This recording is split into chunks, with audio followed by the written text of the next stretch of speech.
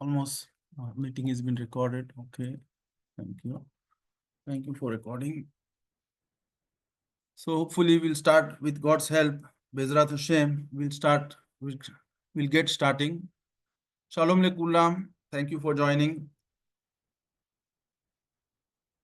Last दोन शिवर मध्ये माझे टॉपिक होती युद्ध गिमेल इकारिम. युद्ध गिमेल म्हणजे 13 प्रिन्सिपल्स ऑफ फेथ, जे रामबाम आपला मोठा सेज रामबाम कंपाइल केलेले आहेत. आणि हे 13 इकारिम आपल्या धर्माची पाया आहे.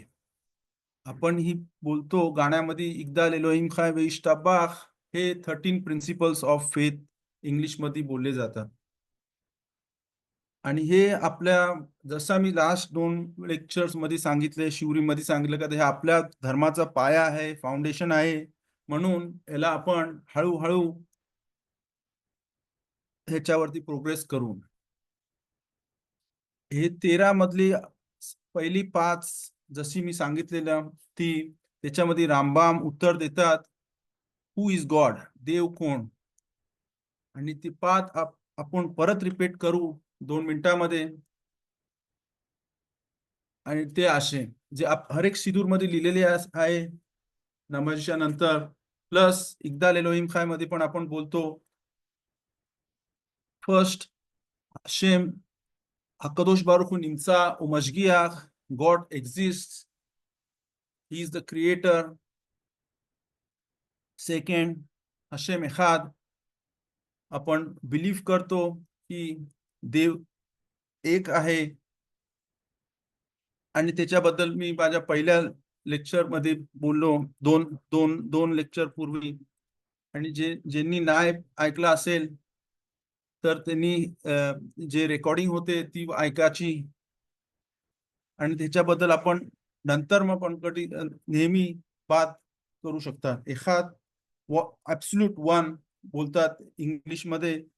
आणि तसा हकादोश बारुख हशेम देव ॲब्सोल्यूट वन आहे. तिसरा, थर्ड प्रिन्सिपल, ज्याच्यावरती आपल्या धर्माचा बिलीफ आहे, जे एन लो गुफ व एन लो दमुता गुफ, त्याला शेप नाही किंवा बॉर्डर नाही, कुठचाच शेप आपल्या देवाला नाही. आणि ते आपण सांगितलं की Hashem is not physical but spiritual. Fourth, वेहू कदमोन लेकोला तुम्ही सगळ्यात पहिले हशेम आपण बिलीव्ह करतो की सगळ्यात पहिले हशेम होता आणि तो त्याच्या पहिले काहीच नव्हता. फिफ्थ, एन अबोदा लेजुलातो, आपण नमाज फक्त त्याचीच करतो आणि नाही कोणत्या दुसऱ्याची. आणि तिकडे पण मी पहिल्या ह्याच्यावरती, पहिल्या शिवरवरती अजून एक्सपाउंड केलेला. हे 5 पहिले प्रिन्सिपल जिथे रामबाम उत्तर देतात हशेम कोण, हु इज गॉड. आणि ही प्रिन्सिपल आपण सारखी आठवण केली पाहिजे नमाजीमध्ये ह्या प्रिन्सिपल वरती. आणि आपण शेमा इस्रायल बोलतो तेव्हा आपण बोलतोच हशेम एखाद, पण आपल्या डोक्यामध्ये पण ती राहिली पाहिजे. आणि म्हणून त्याची सारखा त्याचे अभ्यास आणि ज्ञान घेतला पाहिजे. लास्ट टाइम मध्ये आपण 6 प्रिन्सिपल बद्दल बात केली आणि त्याच्याबद्दल मी परत बात करेन. आणि ते 6 प्रिन्सिपल अशी आहे, 6वी, की आपण इस्रायल लोक बिलीव्ह करतो नेवुआ म्हणजे प्रॉफेसी. मराठीमध्ये मी गुगल मध्ये चेक केलं तर त्याला भविष्यवाणी बोलली जातात, म्हणजे फ्युचर. आणि आपण आपल्या धर्मामध्ये प्रॉफेसीला बिलीव्ह करतो. रामबामच्या शब्दांमध्ये नेवुआ एमेत असं बोलली जातो, म्हणजे प्रॉफेसी खरी आहे, भविष्यकाळी खरी आहे. लास्ट लेक्चर मध्ये मी त्याच्यामध्ये जास्त बोललो की त्याच्याबद्दल जास्त बात केली की आज प्रॉफिसी नाही आहे कोणला. आज कोणला नेबुआ नाही भेटत. प्रॉफिसीसाठी खूप कंडिशन्स असतात. एक कंडिशनची ज्याबद्दल मी बात केली, जिथे माणसाला पवित्र राहायला पाहिजे, आज ती 100% पवित्रता नाही आहे. आणि तेव्हा मी पारा अदुमाचा एक्झाम्पल घेतला की आज पारा अदुमाचा पाणी नाही आहे, कारण आपला बेत मिकदाश पवित्र मंदिर आपल्याकडे नाही आहे, त्याचा नाश झाला. आपण हे पण बोललो की टोटल प्रॉफिट्स आपल्या धर्मामध्ये 55 प्रॉफिट्स होते. त्याच्यामधली 7 बायका होत्या, 48 पुरुष होती. सातवा पॉइंट श्लोकशास्त्रे इकारीम मधला 13 प्रिन्सिपल्स ऑफ फेथ मधला असा आहे, 6वा आणि 7वा हाताहाती बोलले जाऊ शकतो की सगळ्यात मोठा प्रॉफिट आपला मोशे रब्बेनो, आणि त्याच्याबद्दल आपण जास्त बात करू शकतो. पण परत मी प्रॉफेसी बद्दल खूप प्रश्न होते आणि त्याची मी उत्तरं देत बसलो लास्ट टाइम. पण ह्या वेळेला पण जर कोणाला प्रश्न असेल तर विचारा. ही टॉपिक आपल्या धर्माचा फाउंडेशन आहे. जसा मी लास्ट टाइम सांगितलं का आज कोणालाच प्रॉफेसी नाही आहे, नंबर 1. नंबर 2, प्रॉफेसी सारखे अजून काय काय सर्कमस्टन्सेस आहेत. फॉर एक्झाम्पल बात कोलला मराठीमध्ये बोलू शकतो आकाशवाणी. तल्मुदामध्ये जेव्हा सेकंड टेम्पच्या काळामध्ये रबी योहानान बेन जक्काय, तर तल्मुदामधला एक एक्झाम्पल आहे बात कोल म्हणजे आकाशवाणी. म्हणजे वरना आवाज येतो आणि आपला ज्या संकट आहे त्याचं उत्तर देतो. सगळ्यात फेमस बात कोलचं एक्झाम्पल तल्मुदामध्ये आहे. रबी योहानान बेन जक्कायच्या वेळेला यावने जेव्हा बेद्दीन सनहेद्रीन जी येरुशलेम बेत मिकदासच्या इथे होती, रोमन काळामध्ये ती रबी योहानान बेन जक्काय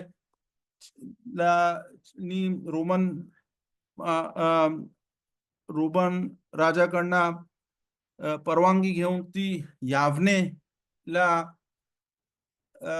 तिचा गलूत झाला आणि तोरा आपल्या शास्त्राचा अभ्यास यावने आणि त्याचे खखामीम बोलले जातात तिकडे आले आणि तिकडे आकाशवाणी आली, बात कोल आला. त्याचा एक्झाम्पल तल्मुदामध्ये आपल्या पवित्र तल्मुद बाबलीमध्ये दिले गेलेला आहे.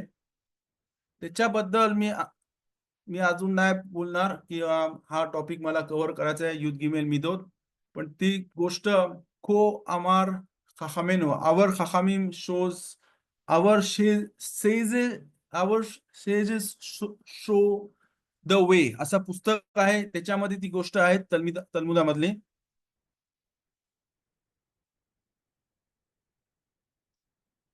तर जसा प्रॉफेसी आहे तसाच बात कोल म्हणजे आकाशवाणी असते. अजून एक स्टेट असतो ज्याला बोलले जातो रुआख हाकोदेश.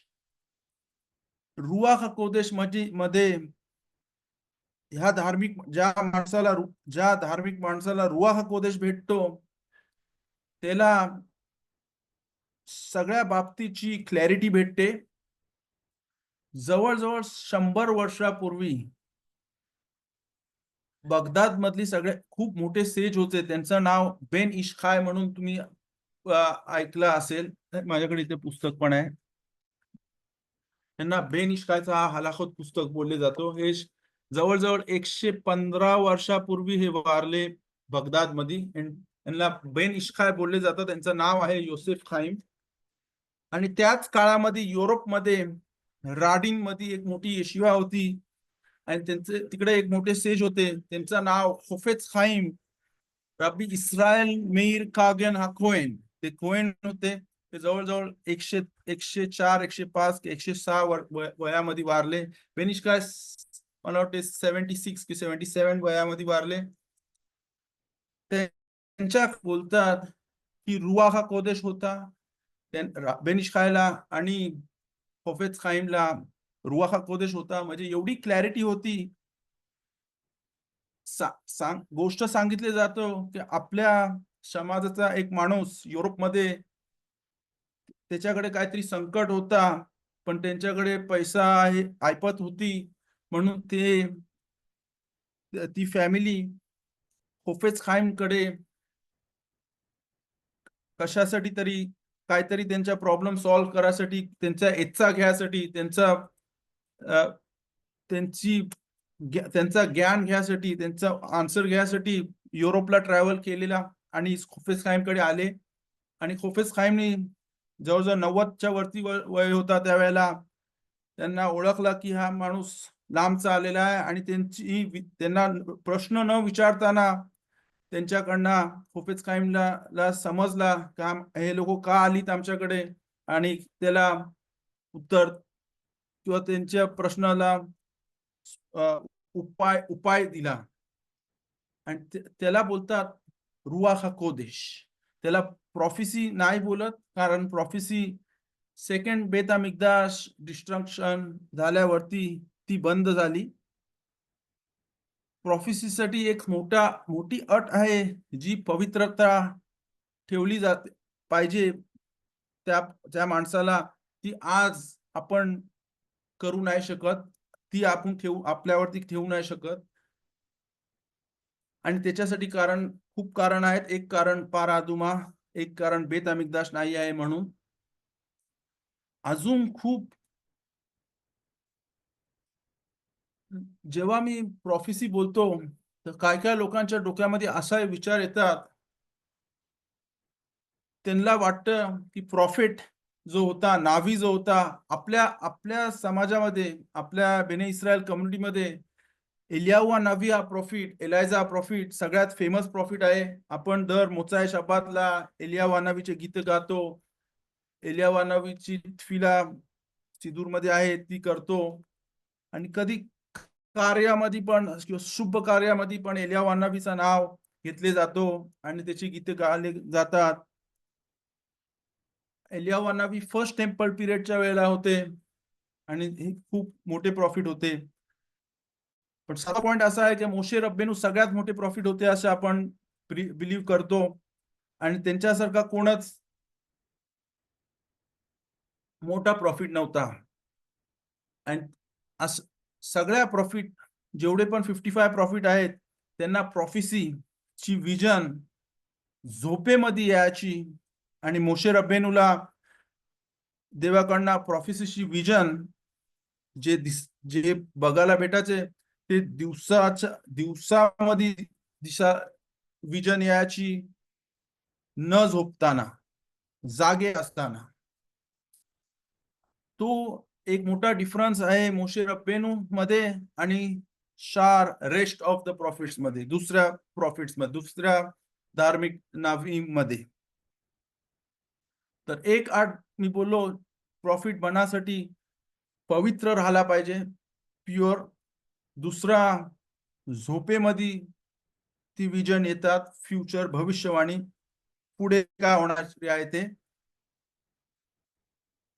थर्ड पॉइंट मध्ये जायच्या पहिले लोकांना वाटतं प्रॉफिसी म्हणजे किंवा रुआख कोदेश म्हणजे त्यांना ह्या माणसाकडे जाऊन लॉटरीचे नंबर भेटतील, मटक्याचे नंबर काय लागणार आहेत, कुठचा घोडा येणार आहे, कुठचे स्टॉक मार्केटमध्ये कुठे इन्व्हेस्ट करायचा, त्याची फ्युचरचा ज्ञान, विजन भेटेल. ही एक मिस्टेक आहे. प्रॉफिट साठी हा थर्ड पॉइंट, प्रॉफिट जे नावी होते त्यांनी कधी स्वतःच्या प्रॉफिट साठी कधी त्यांनी विजन केला नाही. जर त्यांनी स्वतःच्या साठी काय केला तर ते फॉल्स प्रॉफिट बोलले जातात. कारण प्रॉफिसी हा असा स्टेट आहे हा फक्त त्यांनाच येऊ शकतो जो अनसेल्फिश आहे, जो ह्या जगापासून अनकनेक्टेड आहे आणि तो हशेमला कनेक्टेड आहे, हशेमला लागून आहे, हशेमच्या एकदम जवळ आहे. आणि ही एक कंडिशन आहे की प्रॉफिसी फक्त तेवढा ती भविष्यवाणी एवढा तेव्हाच येऊ शकते जेव्हा तो अतिपवित्र असून, अति धार्मिक असून, धार्मिक होऊन देवाच्या एकदम जवळ येतो. आणि तो त्याच्या ती विजन, ती ती भविष्यवाणी तो स्वतःच्यासाठी काही उपयोग करत नाही, स्वतःच्या प्रॉफिटसाठी उपयोग करत नाही. तर कोणाला वाटला का हा जो माणूस लॉटरीचे नंबर देतो किंवा कुठचा जिथे प्रॉफिट होईल तिथे त्याच्या ह्याच्यामध्ये करतो, तर त्याला तो फेक आहे. कारण आज प्रॉफिटची नाही आहे, प्लस जो असा हे करतो त्याला मेंटलिस्ट बोलले जातात. आज अशी माणसं आहेत जी आपल्या डोक्यामधनं नंबर काढू शकतात किंवा काय काय गोष्टी काढू शकतात आणि त्याला मेंटलिस्ट बोलले जातो. आणि ते मेंटलिस्ट प्रॉफिसी किंवा रुआख कोदेश किंवा बातखोल ह्याच्या जवळ कुठेच नाही आहेत. मगाशी मी समजवला बातखोल, जी क्लासिक एक्झाम्पल रबी योहानान बेन जक्काय यावने च्या वेळेला बातखोल झालेला. पण आज तल्मिदे खचमीम सांगतात, जेव्हा माणूस खूप खालती असतो आणि त्याच्या जीवामधनं आतमध्ये बात करते, बात येते काय, छुआ कर, सुधर, स्वतःला सुधर. आणि त्याला बोलतात की आज बातकोल आपल्या आत्मातना आपल्या बरोबर बात करते. आणि त्याला आजच्या जमान्यामध्ये बातकोल बोलले जातं. अजून एक स्टेटस आहे ज्याला बोलतात हशगाह प्रातीत. लास्ट लेक्चर मध्ये सांगितला मी तुम्हाला की जर आपण चदीककडे जातो आणि त्याच्याकडनं ब्राहा घेतो रेफुआ श्लेमासाठी किंवा कुठच्या पण ह्याच्यासाठी, आणि जेव्हा सदिक आपल्याला ती ब्राहा देतात आणि ते खरा घडतं, तर त्याला बोलतात सदिक गोजेर व्याशेम मेकायेम. आणि ते आजच्या काळी आहे. आजच्या काळी ही बातकोल पण आहे जी आपल्याला आकाशातनं, आकाशवाणी नाही येत, पण आपल्या आत्मामधनं, आपल्या अंगामधनं येते आपल्याकडे. जेव्हा आपल्याला त्रास असतो किंवा कुठच्या प्रश्नाचा उत्तर पाहिजे असतो, तर आत्मधनं आपल्याला जीवामधनं येते की बाबा असा कर आणि अशी चुवा कर आणि असा चांगल्या मार्गाला लाग, आणि त्याला बातकोल बोलली जातो. आज अजून पण एक आहे ज्याला बोलतात हशगाह प्राती, त्याला इंग्लिश मध्ये बोलले जातात डिवाइन प्रोव्हिडन्स. एरेच इस्रायल मध्ये जो पण राहतो आज, त्याच्यावरती हशगाह प्रातीत आहे असा बोलले जातो. हशगाह प्रातीमध्ये आपल्याला गायडन्स भेटतं, कसे आपण वागू, काय केला पाहिजे, कसा केला पाहिजे. आणि जर आपल्याला प्रश्न असला तर मोठ्या धार्मिक माणसांना विचारून त्यांच्याकडनं हशगाह प्राती थ्रू उत्तर दिला जातो. आणि त्याला हशगाह प्राती म्हणजे डिवाइन प्रोव्हिडन्स बोलले जातात. ह्याच्याबद्दल खूप खूप काय बोलू शकतो, पण आपला टॉपिक आहे युथ गिमेल मिदोत, आणि त्याच्यामधली ही सहावी मिदा, युथ गिमेल इकारीम, आणि हा 6वा इकार नेवुआ एमेत. म्हणजे आपण प्रॉफिसीला बिलीव्ह करतो. आजच्या काळी प्रॉफिसी नाही आहे, पण एका जमान्यामध्ये जवळजवळ 2000 वर्षापूर्वी प्रॉफिसी थांबली गेली. पण जी प्रॉफिसी दिली गेलेली आहे त्याला आपण मानतो. आणि क्लासिक एक्झाम्पल आहे एलियाह नावी होते.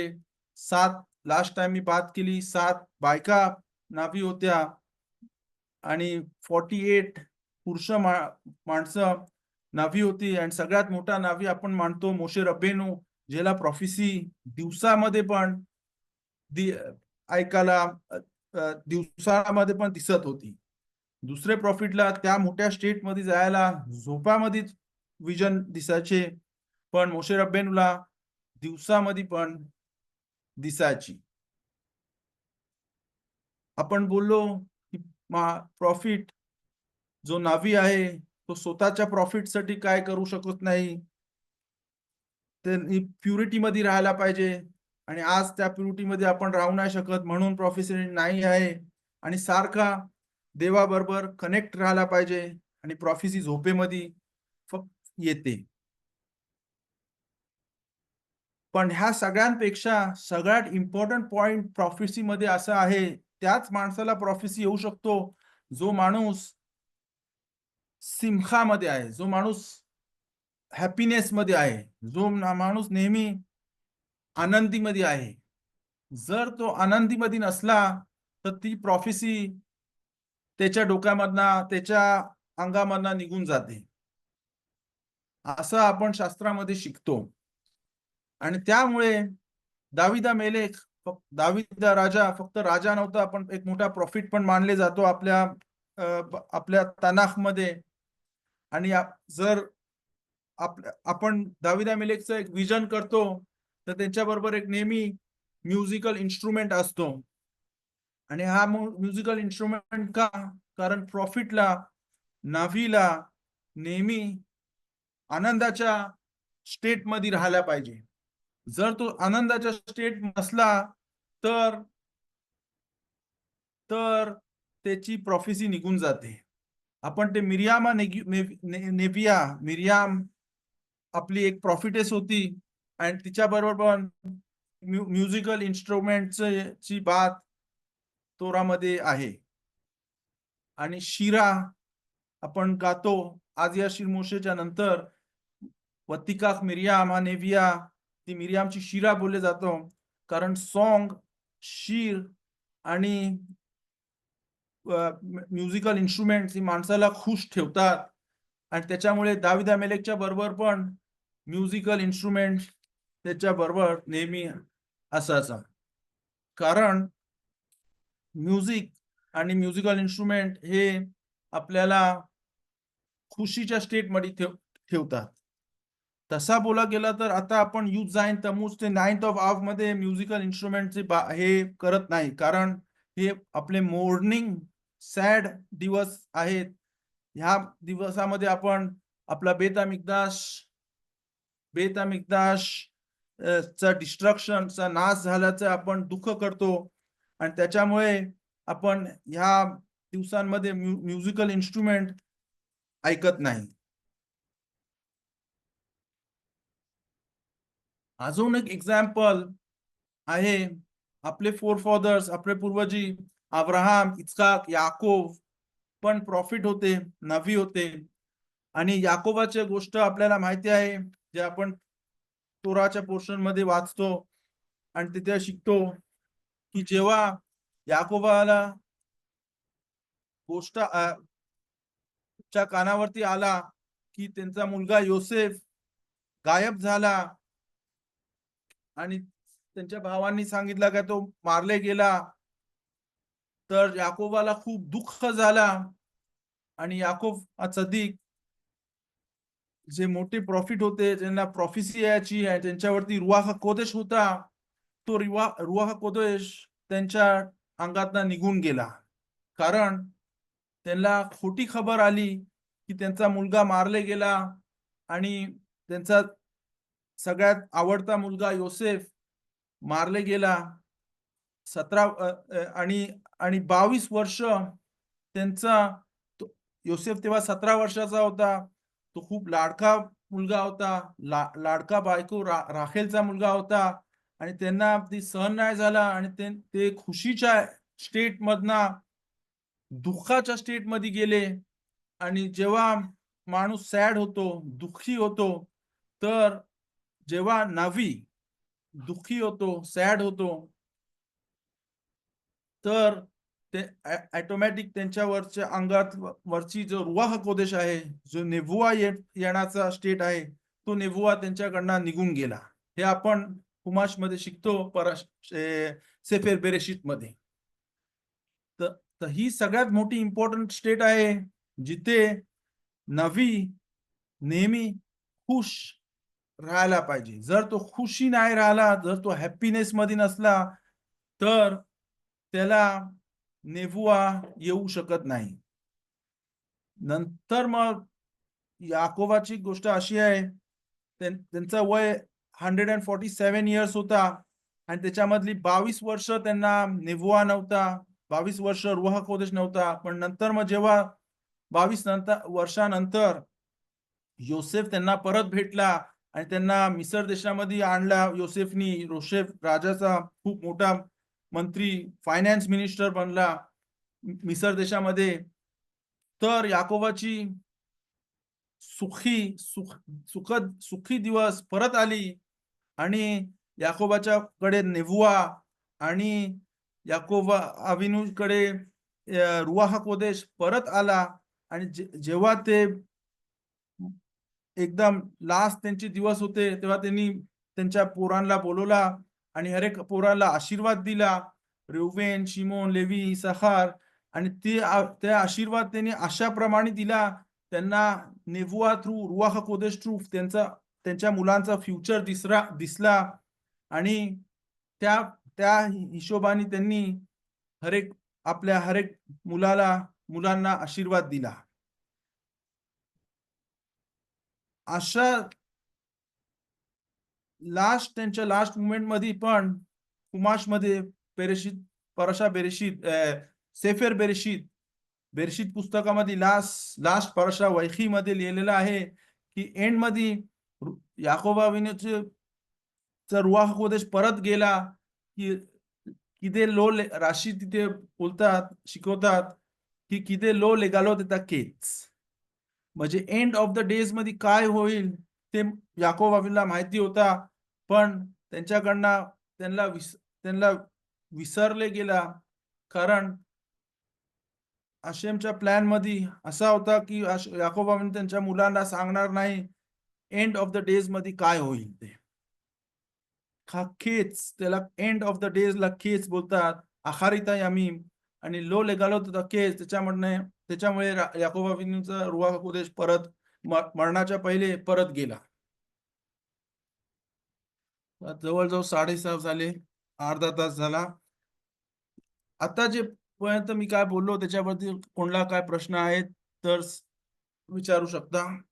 मी 1 मिनिटाची ब्रेक घेतो किंवा चॅट मध्ये काय म्हणतोय पारा आदुमा. केन, काय प्रश्न तुमचा सर? पारा आदुमाचं काय महत्व आहे? पारा आदुमाचा आपल्याला तोरामध्ये मोशे रबेनूच्या वेळेला आज्ञा दिली गेली की एक अशी पारा घे जी पूर्ण लाल आहे, लाल कलरची. कधी काळी गाय असतं, कधी सफेद गाय असतं, पण लाल कलरची गाय एकदम रेअर असतं. आणि त्याचे स्पेसिफिकेशन्स आहेत, त्याला दोन केस पण नाही पाहिजे जी दुसऱ्या कलरची आहेत. आणि त्याची अर्पण केली जाते आणि तिला जाळली जाते. आणि हे मिशकान जेव्हा होता त्यावेळेला मोशे रब्बेनूनी पहिली पारा आदुमा केली आणि त्याची जी राख आली ती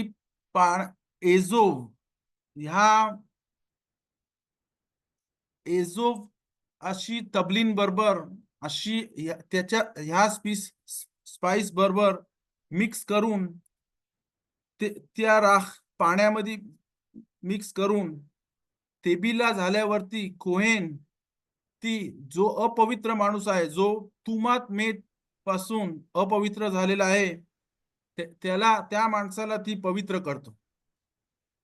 त्या पवित्रतेची प्रोसेसला 7 किंवा 8 दिवस लागतात. पण जो माणूस इस्रायलमध्ये तमे मेत आहे. तमे मेत म्हणजे ज्यांनी मैताला हात लावलेला आहे त्याला तमे मेत बोलतात. आणि त्या तमे मेत स्टेटस पासून नॉर्मल स्टेट मध्ये जायला त्याला इम्प्युअर स्टेट बोलतात. त्या इम्प्युअर स्टेट पासून प्युअर स्टेट मध्ये, अपवित्र स्टेट पासून, तमे मेत पासून रेग्युलर प्युअर स्टेट मध्ये जायसाठी पारा अदुमाची ऍश ची जी एफेर आहे त्याचा उपयोग केला जातो दुसऱ्या दिवशी आणि 7व्या दिवशी.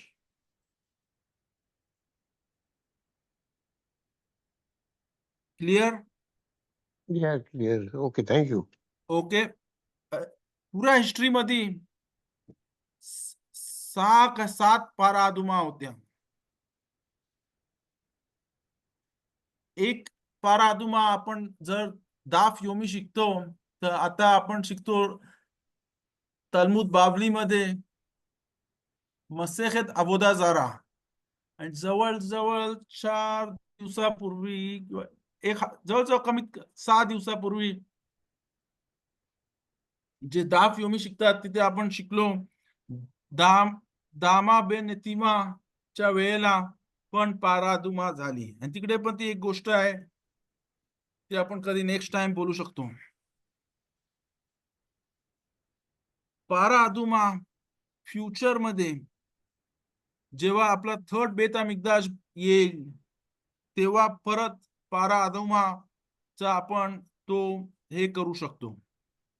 आज पारादुमा आपण दोन लास्ट टाइमचा हफ्तारा पराशा होता बालाक आणि त्याच्या पहिले होता हुक्कात. तर पराशा हुक्कात मध्ये आपण पारादुमा बद्दल शिकतो. 4 पराशोत असतात पुरीमच्या आजूबाजूला. त्याच्यामधला एक पराशा असतो त्याला बोलतात पराशात पारा. आणि तेव्हा आपण पारा तो निस्सान महिन्याच्या पहिले येतो किंवा निस्सान महिन्याला कोरबान पेसाक असतो 14व्या तारखेला युद्ध आलेतला. त्याच्यामुळे आपण निस्सान महिन्याच्या पहिले पण हफ्तारा पराशा मफ्तीर मध्ये पारा अदुमाचं पोर्शन वाचतो आणि त्याला परशा पारा बोलतात.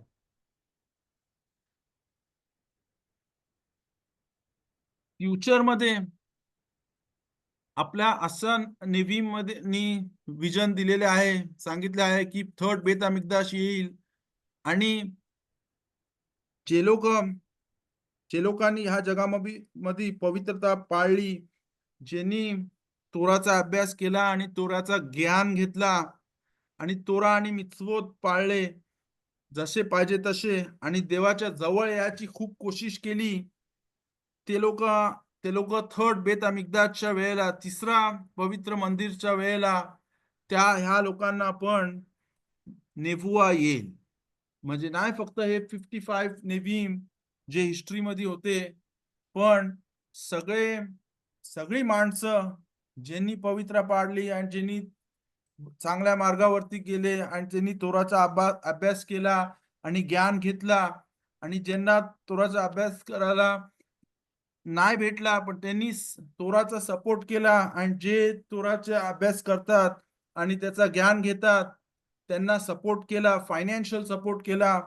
त्यांनी आपल्या मुलींचं लग्न तलमिरे खाखामी बरोबर केला आणि त्या माणसांना पण पुढच्या काळामध्ये जेव्हा थर्ड बेत मिकदाश येईल तेव्हा सगळ्यांना पवित्रता येईल आणि आपली खरी हॅपीनेस परत येईल आणि सगळ्यांना प्रॉफिसी येईल. अशी ही एक प्रॉफिसी आहे.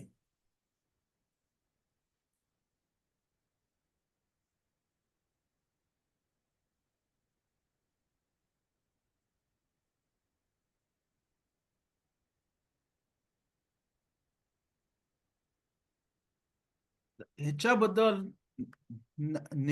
हा सगळ्यात इम्पॉर्टंट पॉइंट जो मी सांगितला, जो प्रॉफिसी यासाठी त्या प्रॉफिटला खुशीच्या स्टेट मध्ये राहायला पाहिजे सारखा, नाहीतर ती प्रॉफिसी निघून जाते. त्याच्यामधनं आपण आज शिकतो की हर एकामध्ये आज्ञा आहे की कोशिश करून खुशी मध्ये राहायला पाहिजे.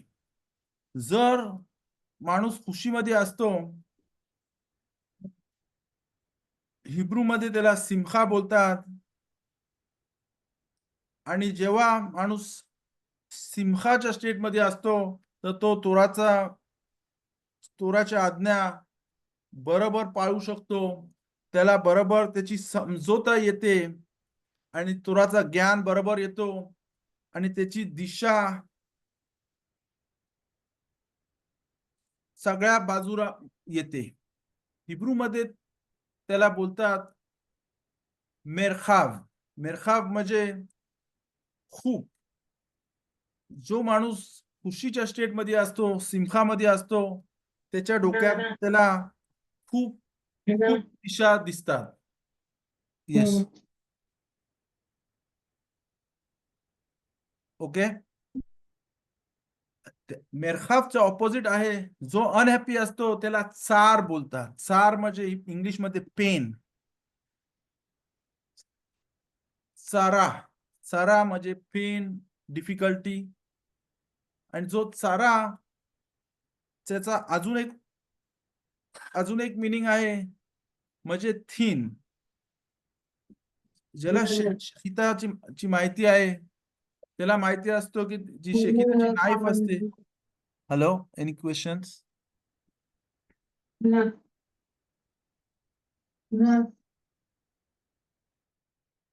हॅलो, या, ओके. सो मेरखावचं ऑपोजिट आहे चार. चरा. चरा ही म्हणजे नॅरो. जे शेकिताची नाईफ असते, जिथे आपण कोंबड्या कापू शकतो, कोंबड्या कापतो, हाला की नाही, बकऱ्या कापतो खाण्यासाठी बराह करून, आणि त्याची जी नाईफ असते ती एकदम थिन थिन थिन असते. कारण एक त्याचं आहे की त्याच्यानी पेन सगळ्यात कमी होतो.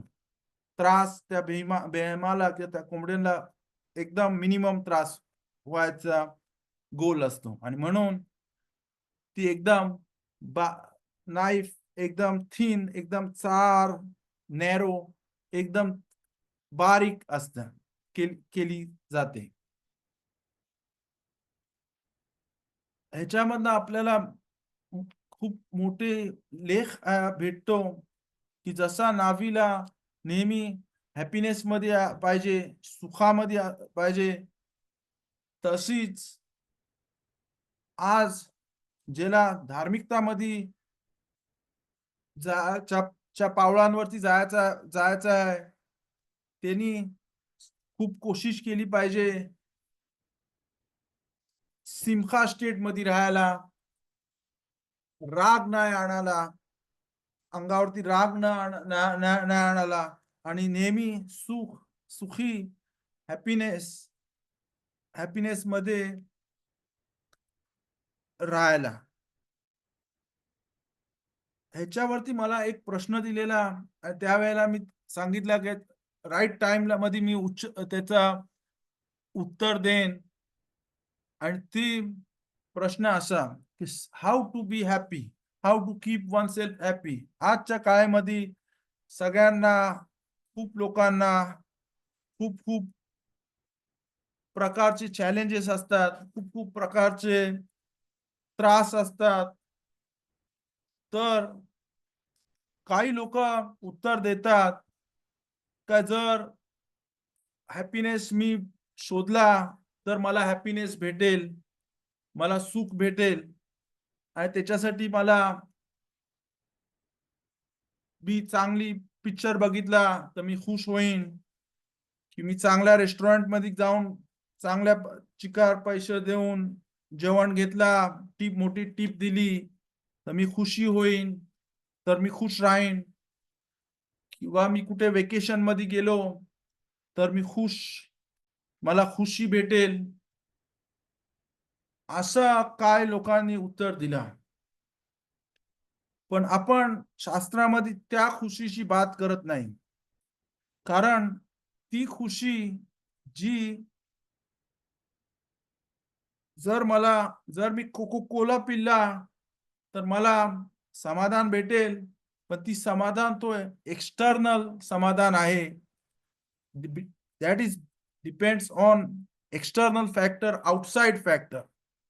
ड्रिंकिंग कोको कोला पिल्याने मला समाधान भेटेल, पण मला ट्रू हॅपीनेस भेटणार नाही, कारण ती मला काहीतरी वेगळा करून वेगळ्या दिशेने मला सुख सुखासाठी मी बाहेरून सुख बघतो. खरी हॅपीनेस कोको कोला मध्ये नाही आहे, किंवा बाहेर जाऊन पैसे उडवून हॉटेलमध्ये जाऊन खाणापिणा करून ती लिमिटेड हॅपीनेस आहे. जेव्हा तो खाना नाही भेटला, किंवा जेव्हा तुम्ही त्या टूर मध्ये नसतील, आणि तो माइंड स्टेट आपण पुऱ्या जिंदगीमध्ये घेऊन जाऊ नाही शकत, कारण ती एक्सटर्नल हॅपीनेस बोलली जाते. त्याला शास्त्रामध्ये ताइवा तावा बोलले जातो. पिरके अबोध मध्ये जे मिशना पिरके अबोध शिकतात, त्याच्यामध्ये आपल्याला त्याचा एक्झाम्पल दिले जातो. त्याच्याबद्दल आपण कधी नंतर बात करू शकतो. पण तावा ह्याला इंग्लिश मध्ये लस्ट बोलले जातं. मराठीमध्ये मला माहिती नाही काय बोलले जातं. लस्ट, जिथे आपल्याला एक्सटर्नल फॅक्ट मध्ये हॅपीनेस भेटते, सुख भेटतो, त्याला खरी हॅपीनेस बोलले नाही जात. शास्त्रामध्ये हॅपीनेस लस्ट नाही, कुठचा दुसरा एक्सटर्नल फॅक्टर आपल्याला हॅपीनेस देऊ नाही शकत, पण हॅपीनेस आपल्या डोक्यामध्ये असते. हॅपीनेस सुख पैसा देऊ नाही शकत, पण हॅपीनेस जे आपल्या डोक्यामध्ये जे आपण विचार करतो, पॉझिटिव्ह विचार करतो, शास्त्राचा ज्ञान घेतो, आणि त्याच्याने आपण आपल्या ब्रेनला ट्रेन करतो चांगला विचार करायला, चांगल्याप्रमाणे वागायला, आणि त्याच्याने आपल्याला खरा सुख भेटतो.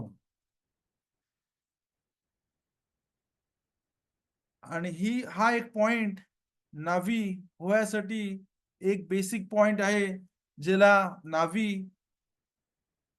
किंवा रुआह कोदेश किंवा तल्मिद खखाम ह्या सगळ्या स्टेट मध्ये यासाठी हॅपीनेस, ट्रू हॅपीनेस ह्याची खूप एसेन्शियल पॉइंट आहे.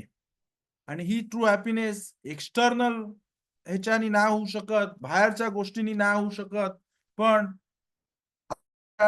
स्टेट ऑफ माइंड मध्ये हॅपीनेस आपण बनवू शकतो.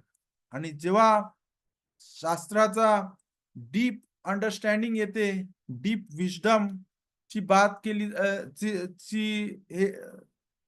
डीप अंडरस्टँडिंग, तोरा मिtzvot, देवेकूत बेहशेम, खुदाच्या बरोबर जवळ याची कोशिश, तोरा मिtzvotची बरोबर अंडरस्टँडिंग घ्यायची इच्छा, आणि आपले विचार बरोबर ठेवा म्हणून, आणि चांगले मिदोत च्या मार्गावरती जाऊन त्याच्याने आपण ट्रू हॅपीनेस हासिल करू शकतो. ही मी मराठीमध्ये हा पॉइंट सांगायला ट्राय केला. जर तुम्हाला नसेल समजला तर ही परत मी बोलीन, किंवा जर ह्याच्यावरती काय प्रश्न असेल तर मला चॅट मध्ये लिहा किंवा परत विचारा. हा पॉइंट फक्त हॅपीनेस मध्ये स्टेट मध्ये राहण्यासाठी फक्त नावीसाठी नाही, पण आज हर एक माणूस जो तोरा मिtzvotच्या मार्गामध्ये चालायला बघतो, देवाच्या जवळ यायला मागतो, त्याला ही स्टेट खूप एसेन्शियल आहे.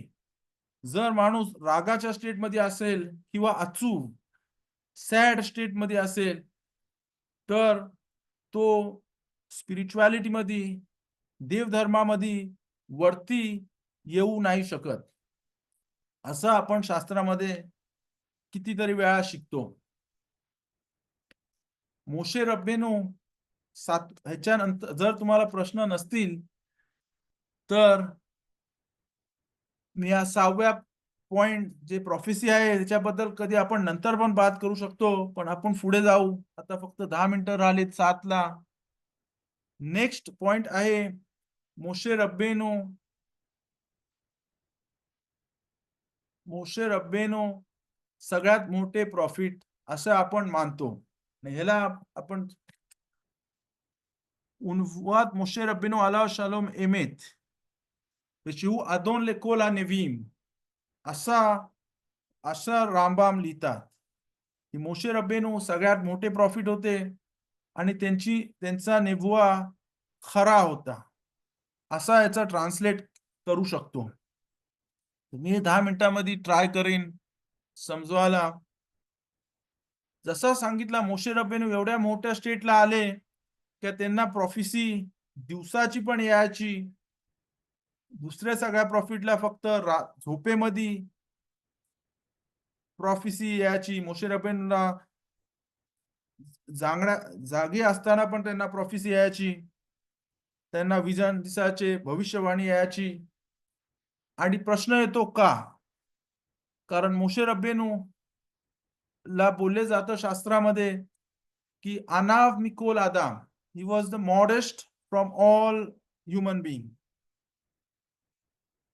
अब्राहम अविनू सांगितलं आणि अफार वेफेर, मी एकदम अफार वेफेर, मी एकदम मातीसारखा आहे. अफार म्हणजे अफार इज डस्ट, एकदम minimum material dust of the soil आहे. आणि अब्राहम अविनू सांगितलं मी अफार वेफेर, मी अफार वेफेर सारखा आहे. एवढा खालती याच्यामध्ये देवाच्या समोर आहे. पण मोशे रब्बेनू त्याच्याहून वरती मोठ्या दर्गामध्ये गेले, मोठ्या लेवलला गेले आणि बोलले देवाच्या समोर, हशेमच्या समोर की आणि मी ते पण नाही, शुमदवा टोटल बितूल असं हिब्रूमध्ये बोलले जातं. त्यांना कुठचाच इगो नव्हता किंवा त्यांना कोणच्यावरती राग नव्हता. आणि त्यांनी आपला येचेरा रा, हर एक माणसाला येचेरा तोब असतो आणि येचेरा रा असतो, आणि त्याच्याबद्दल पण कधी आपण बात करू शकतो. तर त्यांनी आपला येचेरा रा पुरा कब्जा केलेला, म्हणजे वाईटचा वरती त्यांनी पुरा कब्जा केलेला. आणि त्याच्यामुळे मोशे रब्बेनूला बोलले जातात की सगळ्यात मोठे प्रॉफिट मोशे रब्बेनू. आणि ते आपण या 7व्या पॉइंट मध्ये शिकतो आणि बोलतो की तोरात एमेत, मोशे एमेत असं पण बोलतो जेव्हा सेफेर तोरा चा आपण हकबा करतो. शेनी मध्ये चढाच्या पहिले सेफेर तोरा आपण जेव्हा उचलतो तेव्हा बोलतो मोशे एमेत तोराथो एमेत. आणि ह्या प्रॉफिट मध्ये एमेत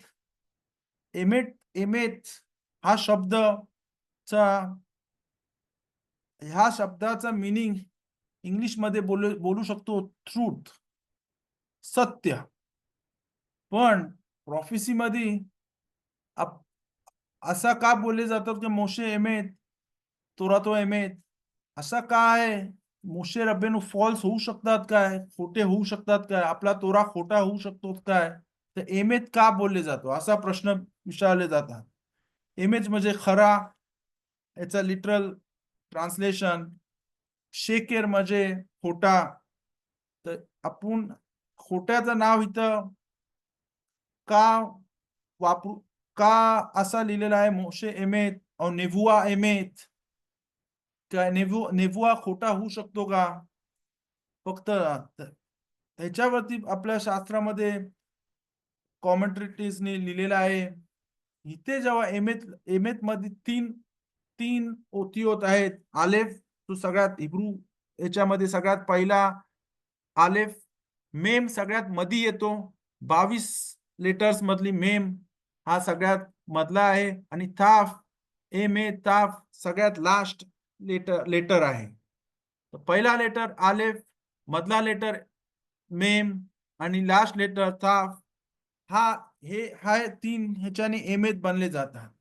इकडनं आपण समजतो जो खरा असा आहे जो खुदाच्या जवळ चिकटतो, खुदाच्या जवळ राहतो.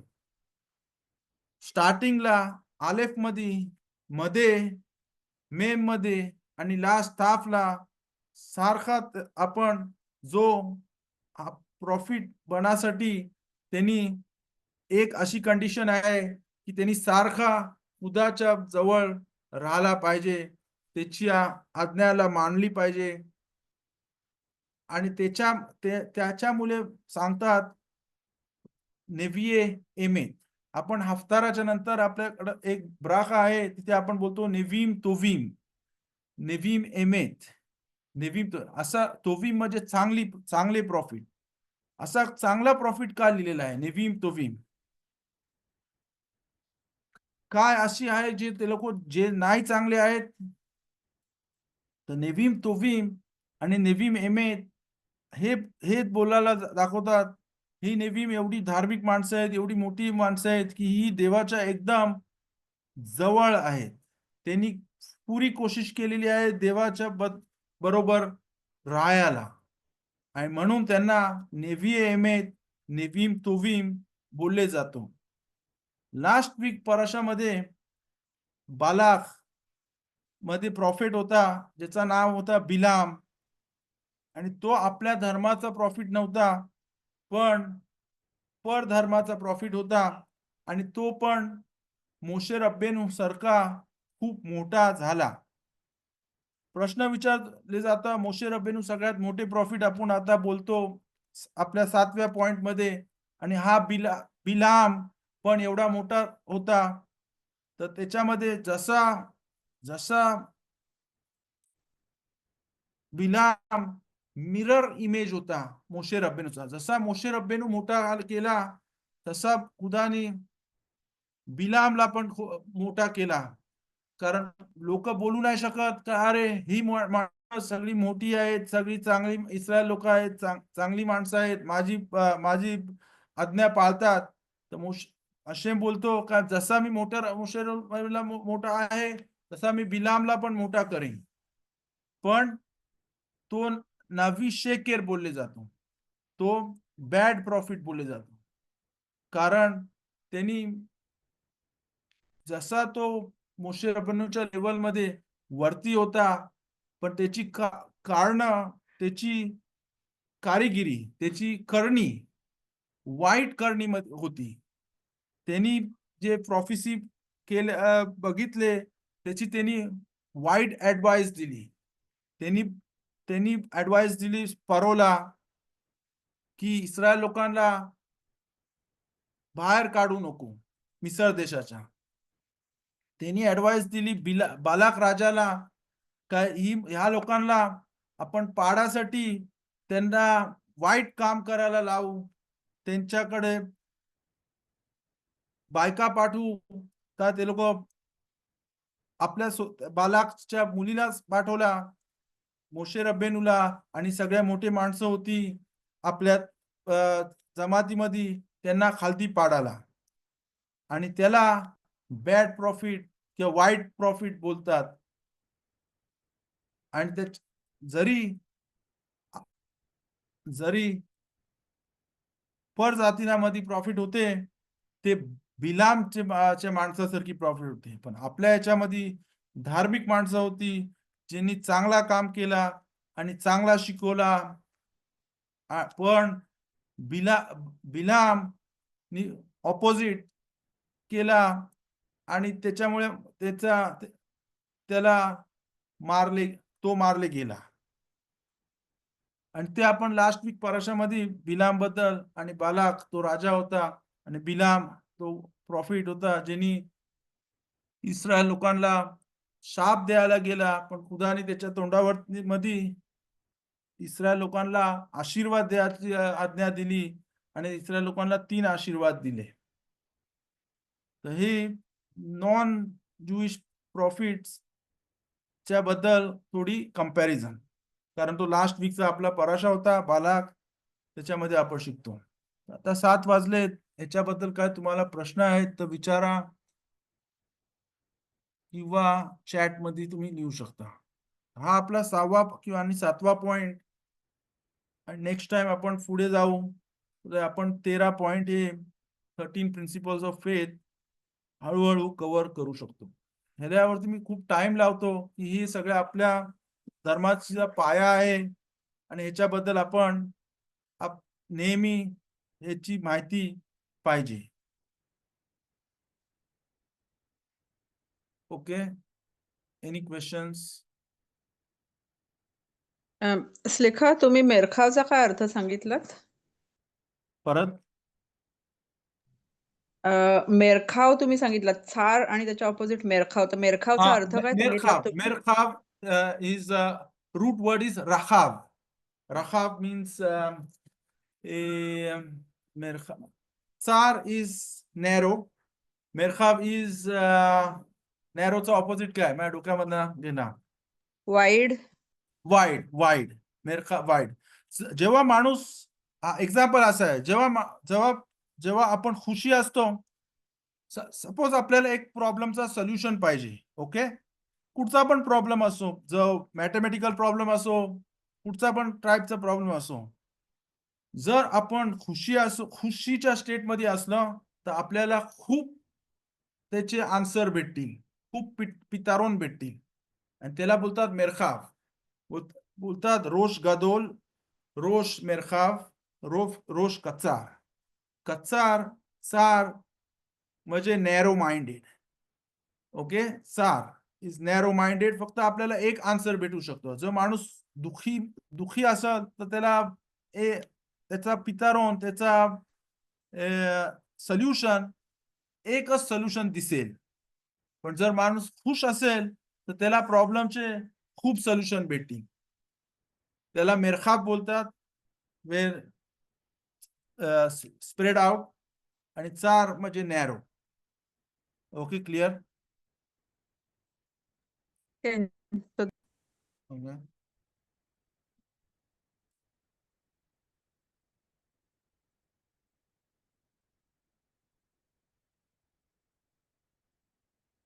תודה רבה. तोदा रब्बा लेकुलाम. Thank you very much. If any questions तुम्ही आम्हाला ईमेल किंवा व्हॉट्सअप मध्ये पाठवू शकता. बेजरात Hashem. Thank you everybody for joining. Bracha ve'atzlacha rabba. We are between Yud Zayin Tammuz to 9th of Av is the period of mourning, 3 weeks. या दिवसांना बेन आमेचारेम बोलले जातात. आणि hopefully we pray biskuta shiur ibane Bet HaMikdash, God willing, our Bet HaMikdash should be built soon and we should be able to experience the Mashiach. Bimera be'amenu. मी आपल्या सगळ्या problem मधना, चार मधना आपल्याला खुदा बाहेर काढेल. ברכה והצלחה רבה מרובה בכל העניינים. תודה רבה שכולם הגיעו לשיעור, סייעתא דשמיא בכל עניינים.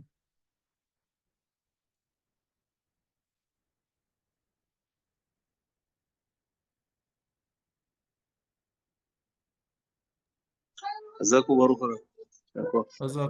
חזק ומאמץ, תודה רבה. גבריאל, תודיע לי איזה שעה בתשעה באב יהיה נוח, בעזרת השם. פנוי כל יום בעזרת השם. תעדכן אותי איזה נושא אתה עושה, ככה שאני אדע. הנושא של העניין ידי יומא, תשעה באב. לא, כמובן, כולם עושים את זה, אבל כאילו, במה אתה מתמקד, ככה אני אדע. לא, בעזרת השם. עוד לא חשבתי מה להגיד, אבל נחשוב.